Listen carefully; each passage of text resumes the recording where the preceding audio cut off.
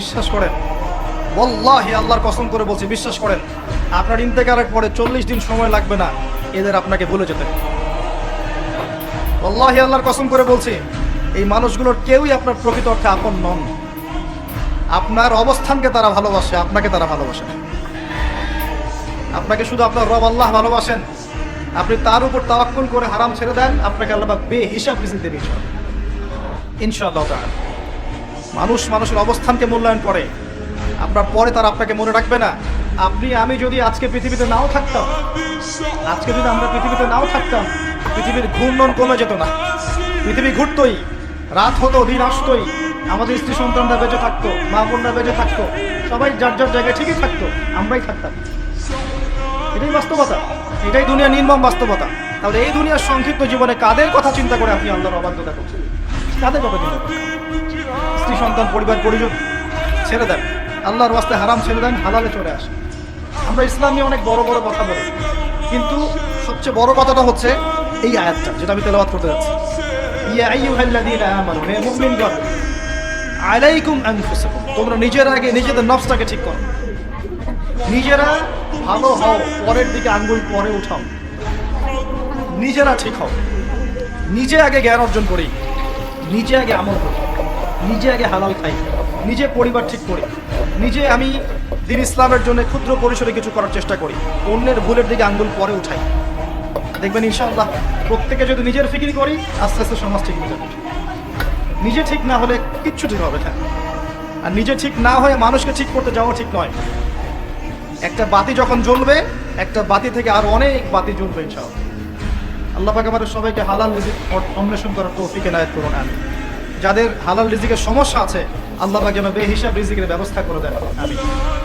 আপনার আমার সম্পদ সুদের মধ্য দিয়ে লুটে নেওয়া হয়েছে, সম্পদ পেপার মানির মধ্য দিয়েও সাক করা হয়েছে। পৃথিবীর একটা অংশ দিন দিন ধনী হয়েছে, আর একটা অংশ ডে বাই ডে প্রপার্টি ডিস্ট্রিবিউশনের মধ্যে চলে গেছে। এগুলো বুঝতে আরো সময় লাগবে, আরো দিন যেতে দেন, 5 বছর 10 বছর যাক, আপনারা নিজেরাই বুঝতে পারবেন ইনশাআল্লাহ। বিষয়টা হচ্ছে যে এগুলো ভবিষ্যৎবাণী নয়, এগুলো বর্তমান। যখন মানুষ বাহ্যিক এবং অভ্যন্তরীণ জ্ঞান রাখবে না, তার কাছে বর্তমানের ঘটনাকে ভবিষ্যৎ মনে হবে। বর্তমান সম্পর্কে মানুষ যখন ওয়াকেফাল থাকবে না, গাফেল থাকবে যে বিশ্বে কি হচ্ছে, কি চলছে, জিওপলিটিক্সে কি চলছে, মিলিটারি সেকশনে কি চলছে, ইকোনমিক্সে কি চলছে, এই ফিতনাগুলোর মধ্যে, তখন মানুষের কাছে মনে হবে এগুলো হয়তো ভবিষ্যৎবাণী। আসলে এগুলো ভবিষ্যৎবাণী নয়, এগুলো সবই বর্তমান।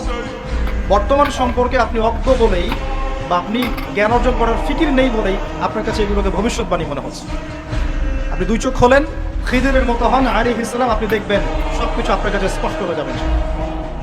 আমরা এমন একটা সময় বাস করছি যেখানে আখিরুজ জামানের ম্যাক্সিমাম সাইনগুলো দেখা যাচ্ছে। ম্যাক্সিমাম ডে বাই ডে আপনি ধর্ষণের বৃদ্ধি দেখতে পারবেন, ডে বাই ডে আপনি জেনা বাড়বে দেখবেন, মাদক দ্রব্য মানুষ বেশি বেশি খাবে। একটা মানুষ খুঁজে পাবেন না যে ব্যক্তি সুদ থেকে 100% মুক্ত থাকতে পারবে, একটা মানুষ পাবে। বাহ্যিক বিষয় বাদ দেন, ইন্টারনালে আসেন।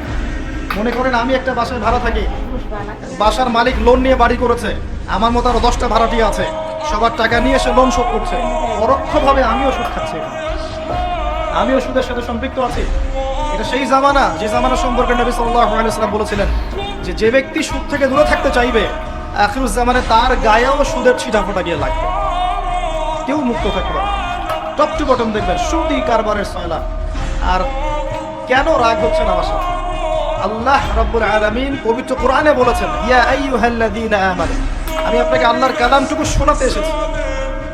জোর করে কাউকে কিছু মানানো যায়? এটা ইসলাম শেখায়?